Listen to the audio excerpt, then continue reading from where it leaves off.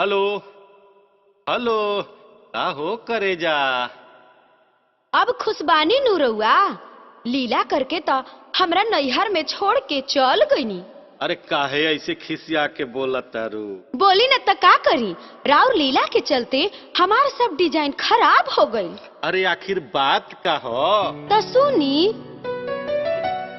का कही कैसे कही नैहर के बात हो,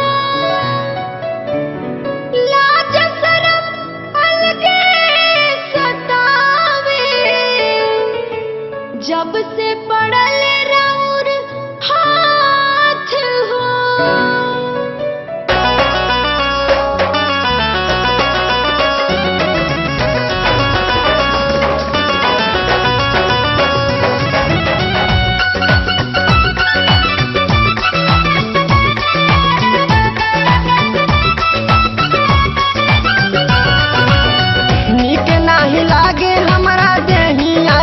साज हो नौवा महीना वाला बाजी अब तो बाज हो, निक नहीं लागे हमरा देहिया के साज हो नौवा महीना वाला बाजी अब तो बाज। हमार राजा हो हमार सैया हो नैहर में लागे बड़ी लाज, हमार राजा हो नैहर में लागे बड़ी लाज।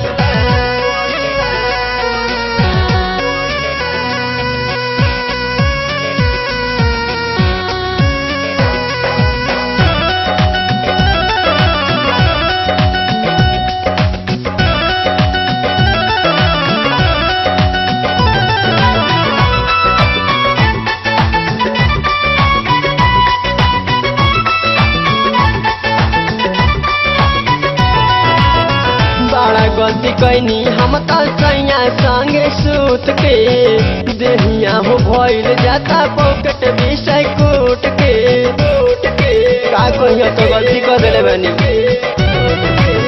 बड़ा गलती कैनी हम तो सैया संगे सूत के, देहिया हो भइल जाता पॉकेट विषय कूट के। कलुए से भइल बड़ुए उल्टी असमी आज हमार राजा हो हमार सैया हो नैहर में लागे बड़ी लाज, हमार राजा हो नैहर में लागे बड़ी लाज।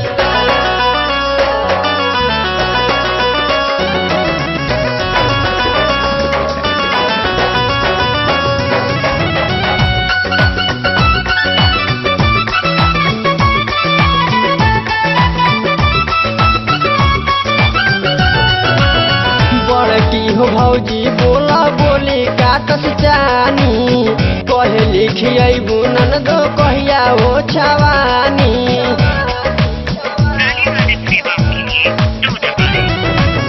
बड़की हो भौजी बोला बोली काटस जानी, कहे लिखिए बुनन दो कहिया हो छवानी।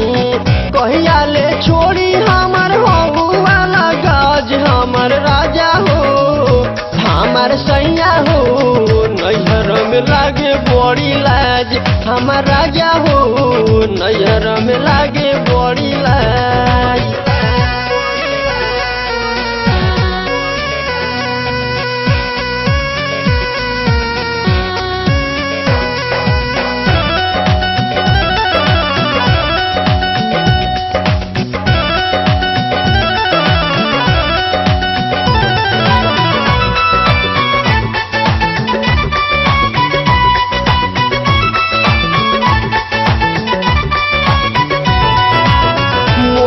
मुकेश सैया का हम बताई, दोहरी देह कैसे नैहर में देखाई। आपकी कॉल प्रतीक्षा कृपया लाइन में बने।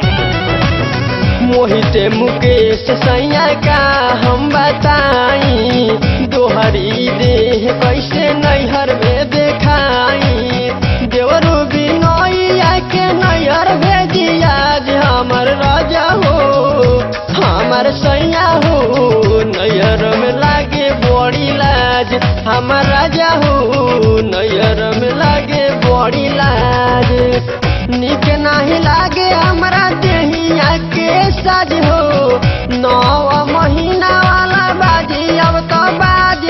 हमर राजा हो हमर सैया हो नैहर में लागे बड़ी लाज हमर राजा हो नैहर में लागे बड़ी लाज हमर पिया हो नैहर में लागे बड़ी लाज हमर सैया हो नैहर में लागे बड़ी लाज।